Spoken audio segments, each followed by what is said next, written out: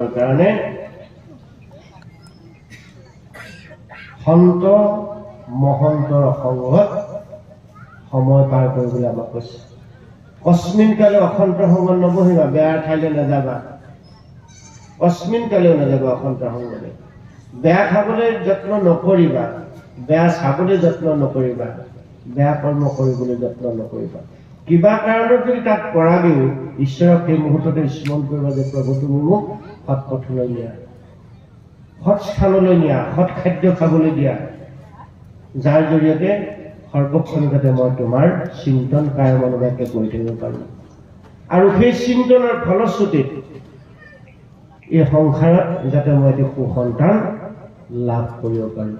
এই চিন্তাৰে জীৱন যি আৰম্ভ কৰিছে তেওঁক ভগৱন্তই সৰ্বক্ষণে কৃপা কৰিব। উদ্ধৱসকলৰ পিছতে সেইখিনি কথাই ক'বগে।